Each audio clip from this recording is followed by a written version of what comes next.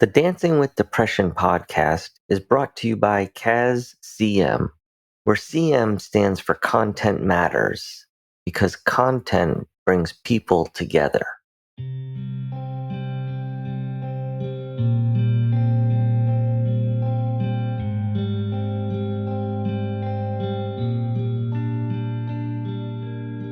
Welcome to Dancing with Depression. I'm your host, Adam Turner. As I mentioned in the last episode, today I'm sharing what it was like to return to work after being away for 60 days. I'll talk about what changed, what stayed the same, how I felt the night before, and what actually happened when I logged back in at 9 a.m. So the reason for my 60-day staycation was simple. I felt like I was drowning. I was overwhelmed by work, by relationships, specifically my marriage, and how I wasn't able to be present, and by this gnawing uncertainty about what life even meant anymore. Dare I say, my purpose. I was asking myself questions I couldn't answer. And honestly, I didn't even understand where the questions were coming from. Looking back, it made a lot of sense because about 9 months earlier, I had stopped taking my prescribed medication for anxiety and depression, cold turkey. So for years, I hadn't really addressed the deeper stuff, like what was I going to do for a living over the next 15 to 20 years? I knew one thing for sure. I didn't want to stay in sales, or at least feel like I was stuck in sales. Truth be told, I hadn't wanted to be in sales for over a decade, but it's what I knew. After trying to do things my way and watching that clearly not work, I finally decided to reach out for help. That help came through my therapist and psychiatrist. Together, we decided it was time for me to take a break. So, I filled out my paperwork, submitted my short-term disability claim. The next morning, I called my boss, told him I'd be out, promised to send over account notes, and let him know I'd do my best to wrap up anything he needed. At first, I thought I'd be out for maybe 2 weeks. Time to reset and get caught up. Whatever that meant. The truth is, I didn't really have a plan. The only plan was to not think about work. I had ruined plenty of vacations before by staying connected, as if I was that important, which is pretty laughable now. The first 10 days, I did absolutely nothing. I'm not proud of it, but it is what it is. I had all the time in the world and a honey-do list a mile long, painting, cleaning the garage, changing light bulbs. Guess how much I got done? None of it. But I did manage to fill out paperwork for group therapy, and after I was accepted, I still had to wait another week before starting. Somewhere in there, I found a little momentum and started crossing things off that list. Group therapy began, and I started to learn about things called CBT and DBT, which I later learned were both talk therapy approaches, which are used to treat mental health conditions.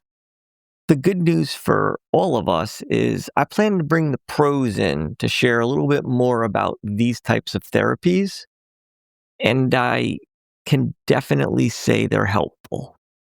In that time, I also had to try a couple of different ADHD meds before I actually found something that helped me concentrate. So there I was, 15 sessions in, and I had to say my goodbyes to the group. And I headed into that weekend preparing myself for what I called the ultimate comeback. So the night before and the morning of, surprisingly, I was calm leading up to my return. I wasn't obsessed with what might happen. Instead, I focused on reassuring myself that whatever happened, I'd figure it out. It's not that I wasn't nervous. It's just that I finally understood I couldn't solve problems that didn't exist yet. Since I'd never truly disconnected from work and not being away for 60 days straight before, I was curious how people would react to me returning. Would I still remember my passwords? I mean, I have like 10 different logins. And what had changed while I was gone? That first day back from a 30,000-foot view, not much had really changed. Same meetings, same sales projections. But when I looked closer, things had definitely changed. Some people were no longer there with the company. Many of my accounts had been reassigned.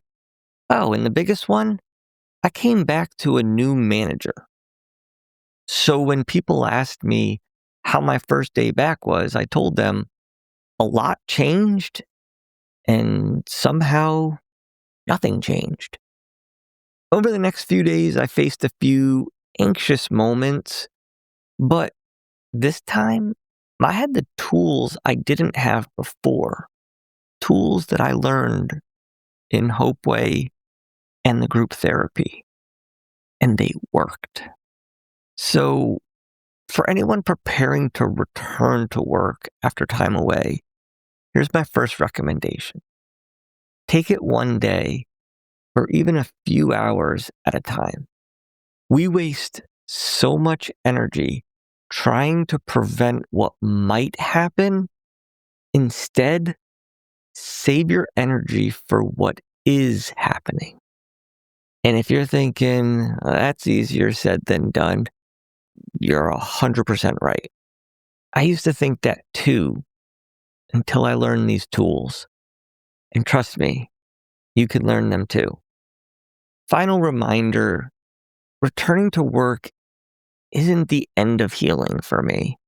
It's part of the journey. And it's okay if we wobble a little bit. And I can't believe I just used the word wobble. I think that's a song that's like replaced the electric slide at weddings. So long as the best song at a wedding never gets replaced, that is in fact the Humpty Dance. Sorry for my little tangent, but in closing, just thank you all so much for listening.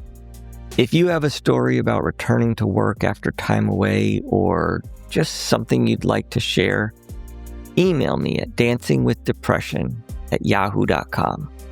I'd love to start sharing new voices in the future episodes. So stay tuned. And remember, when it comes to depression, take the lead.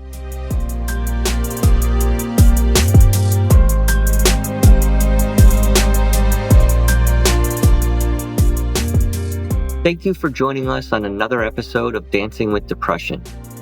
There's a saying that hindsight is 20/20, which is often used to describe the phenomenon of being able to see things more clearly after they've happened. With that in mind, I encourage you to reflect back on past experiences in an effort to better understand your now. Also, I invite you to share with me your comments, thoughts, or personal exposure to depression. You can email me at dancingwithdepression@yahoo.com. Until next time, keep moving forward. And when it comes to depression, remember to take the lead.